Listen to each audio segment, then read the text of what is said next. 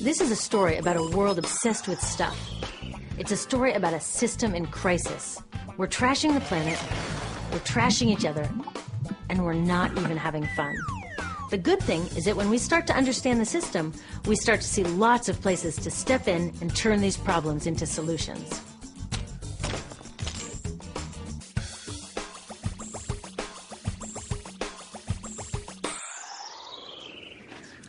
The other day, I couldn't find my computer charger.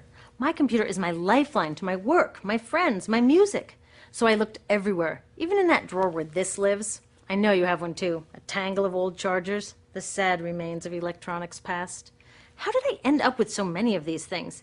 It's not like I'm always after the latest gadget. My old devices broke or became so obsolete I couldn't use them anymore. And not one of these old chargers fits my computer. Ugh! This isn't just bad luck. It's bad design. I call it design for the dump. Design for the dump sounds crazy, right? But when you're trying to sell lots of stuff, it makes perfect sense. It's a key strategy of the companies that make our electronics. In fact, it's a key part of our whole unsustainable materials economy. Design for the dump means making stuff to be thrown away quickly. Today's electronics are hard to upgrade, easy to break, and impractical to repair. My DVD player broke and I took it to a shop to get fixed. The repair guy wanted $50 just to look at it. A new one at Target cost $39. In the 1960s, Gordon Moore, the giant brain and semiconductor pioneer, predicted that electronics designers could double processor speed every 18 months. So far, he's been right. This is called Moore's Law. But somehow, the bosses of these genius designers got it all twisted up. They seem to think that Moore's Law means every 18 months we have to throw out our old electronics and buy more. Problem is, the 18 months that we use these things are just a blip in their entire life cycle.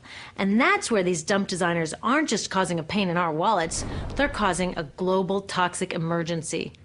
You see, electronics start where most stuff starts, in mines and factories. Many of our gadgets are made from 1,000 different materials, shipped from around the world to assembly plants. There, workers turn them into products using loads of toxic chemicals like PVC, mercury, solvents, and flame retardants. Today, this usually happens in far-off places that are hard to monitor, but it used to happen near my home in Silicon Valley, which, thanks to the electronics industry, is one of the most poisoned communities in the U.S. IBM's own data revealed that its workers making computer chips had 40% more miscarriages and were significantly more likely to die from blood, brain, and kidney cancer. The same thing is starting to happen all around the world. It turns out the high-tech industry isn't as clean as its image. So, after its toxic trip around the globe, it lands in my hands. I love it for a year or so, and then it starts drifting further from its place of honor on my desk or in my pocket. Maybe it spends a little time in my garage before being tossed out. And that brings us to disposal, which we think of as the end of its life. But really, it's just moved on to become part of the mountains of e-waste we make every year. Remember how these devices were packed with toxic chemicals? Well, there's a simple rule of production. Toxics in, toxics out. Computers, cell phones, TVs, all this stuff is just waiting to release all their toxics when we throw them away. Some of them are slowly releasing this stuff even while we're using them. You know those fat old TVs that people are chucking for high-def flat screens? They each have about 5 pounds of lead in them. Lead, as in lead poisoning. So, almost all of this e-waste either goes from my garage to a landfill or it gets shipped overseas to the garage workshop of some guy in Guiyu, China, whose job it is to recycle it. I've visited a bunch of these so-called recycling operations. Workers without protective gear sit on the ground smashing open electronics to recover the valuable metals inside and chucking or burning the parts that no one will pay them for. So while I'm on to my next gadget, my last gadget is off poisoning families in Guiyu or India or Nigeria. Each year we make 25 million tons of e-waste, which gets dumped, burned, or recycled. And most recycling is anything but green. So are the geniuses who design these electronics actually evil geniuses? I don't think so, because the problems they're creating are well hidden even from them. You see, the companies they work for keep these human and environmental costs out of sight and off their accounting books. It's all about externalizing the true cost of production. Instead of companies paying to make their facilities safe, the workers pay with their health. Instead of them paying to redesign using fewer toxics, villagers pay by losing their clean drinking water.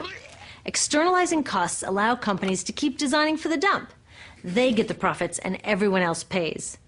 When we go along with it, it's like we're looking at this toxic mess and saying to companies, you made it, but we'll deal with it. I've got a better idea. How about you made it, you deal with it? Doesn't that make more sense?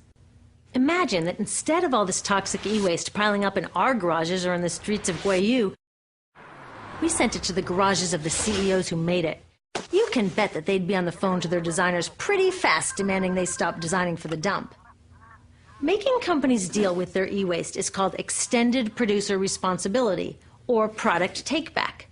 If all these old gadgets were their problem, it would be cheaper for them to just design them longer lasting, less toxic, and more recyclable in the first place. They could even make them modular so that when one part broke, they could just send us a new piece instead of taking back the whole broken mess. Already take-back laws are popping up all over Europe and Asia. In the US, many cities and states are passing similar laws. These laws need to be protected and strengthened. It's time to get these brainiacs on our side. With take-back laws and citizen action to demand greener products, we can start a race to the top where designers compete to make long-lasting, toxic-free products. So let's have a green Moore's Law. How about the use of toxic chemicals will be cut in half every 18 months? The number of workers poisoned will decline at an even faster rate. We need to give these designers a challenge they can rise to and do what they do best: innovate. Already, some of them are realizing they're too smart to be dump designers and are figuring out how to make computers without PVC or toxic flame retardants. Good job, guys. But we can do even more. When we take our e-waste to recyclers, we can make sure they don't export it to developing countries. And when we do need to buy new gadgets, we can choose greener products.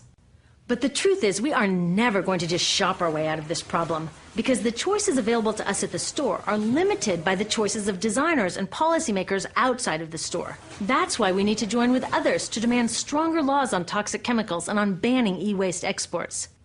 There are billions of people out there who want access to the incredible web of information and entertainment that electronics offer. But it's the access they want, not all the toxic garbage. So let's get our brains working on sending that old design for the dump mentality to the dump where it belongs, and instead building an electronics industry and a global society that's designed to last.